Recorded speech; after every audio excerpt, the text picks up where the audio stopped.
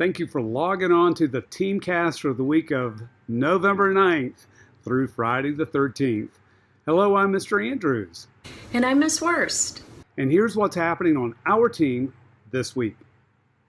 In ELA for the upcoming week, we will be continuing our study of ecosystems, Unit 2. We finished up a lit lab, and hopefully you are finished with the plot map on our alien core novel. And now we're on to our ecosystems. Hopefully you've had a chance to do the pre-assessment that involved the text on desert life. So our week 1 goals in our new unit on ecosystems are to really have fun learning everything we can about ecosystems. And we will get a chance to pick the coolest, most beautiful, most interesting, most important ecosystem on which to become an expert.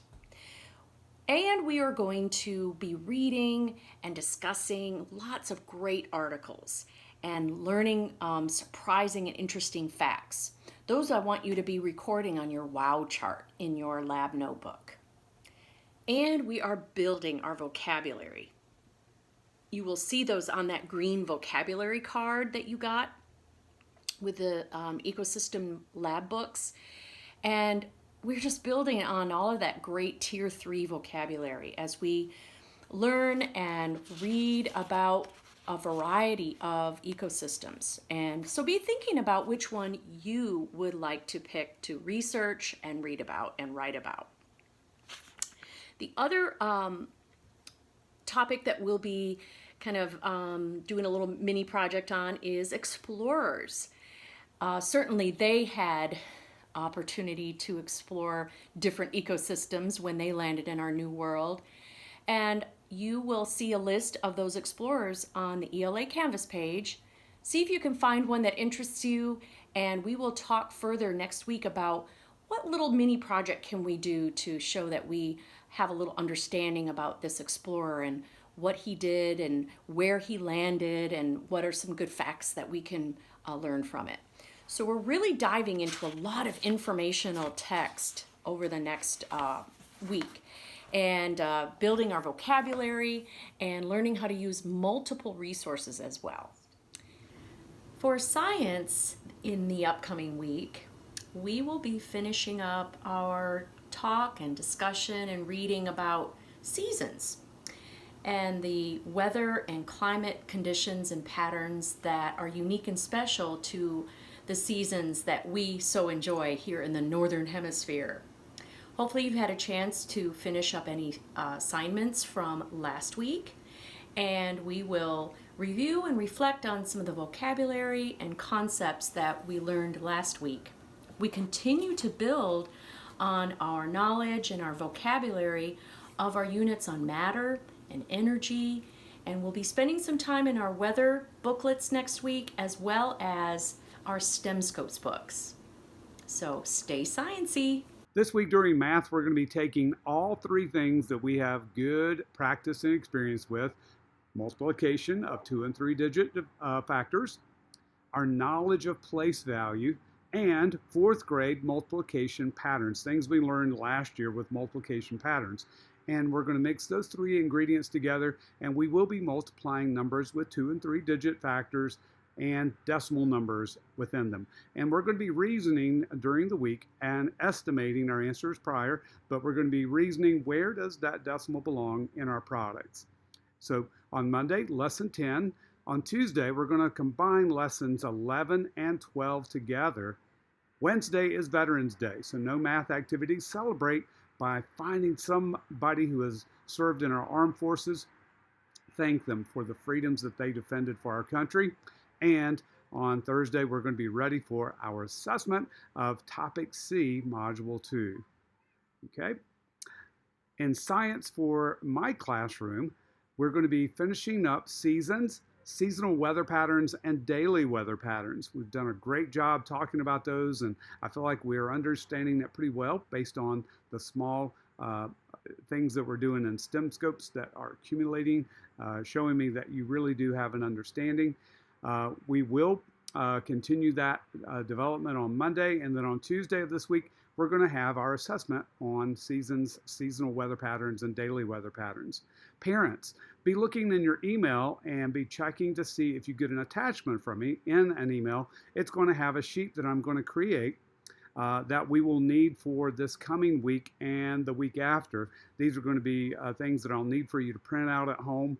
I'm sorry about that, but it's the best we can do while we're doing the distance learning thing right now. We will need that in the coming days. So be looking in your email, possibly for the weekend email, if I can get those things created in time, and print those off at home for your student to be able to cut out. And we'll be pasting them in a little bit at a time.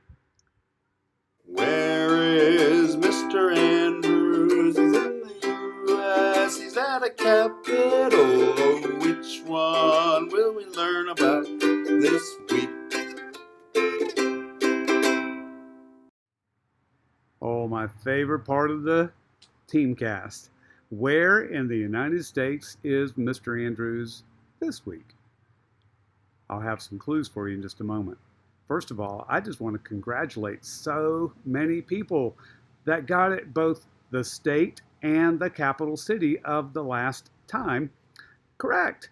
Now, there were 5 or 6 people who got 1 or 2 of them right, or maybe there was a misspelled word. The state was Maine, and Maine does have an E on the end, and the capital city was Augusta, and it is Augusta. Some people spelled it without that first U, and so that disqualified you from having a completely correct answer. But congratulations, and thanks for trying. All right, here's the clues for this week, starting with me in front of the state capitol building. Now, this state capitol and a few others have been under a little scrutiny recently in the last 6 or 7 months, because they have some statues in front of the state capitol that represent the Confederacy and Confederate soldiers. And that has been sort of a bit of controversy here recently. And some of those statues have been removed. Some other clues about this particular state would include that this state grows more peaches than any other state except for California. This state is known for its beaches, its golf courses, and its historic districts. It go all the way back to the Revolutionary War and colonies, and then especially Civil War history. This state is the 40th largest state in area, meaning there are only 10 that are smaller than this state, but it's 23rd in population. There are some major cities in the state, which include cities like Greenville, Florence, Charleston, Spartanburg, and even the capital city's name, which I will not mention. The city of Somerville is not a major city, but it is the birthplace, or the unofficial birthplace, for sweet tea. The town even has something called the Sweet Tea Trail, where you can learn all about sweet tea and Southern hospitality. Well, that gives you a little bit of a clue right there, that this state is not in the Northeast, Northwest, Midwest, or Southwest, I guess. And the last clue for this state is that this state was the very first to secede from the United States during the Civil War. As a matter of fact, the Civil War began off the coast of this state at Fort Sumter, as its troops fired on United States or Union troops. So those are some clues, and I have a feeling I gave away some doozies. I mean, ones that are going to be almost giveaways. Well, I certainly hope so. And if not, use some of them to help you figure it out.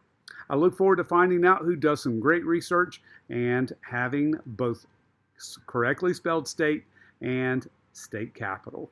Where is Mr. Andrews? He's in the U.S. He's at a capital. Which one will we learn about this week? So I look forward to a great learning week together with you all, and here's to have fun learning.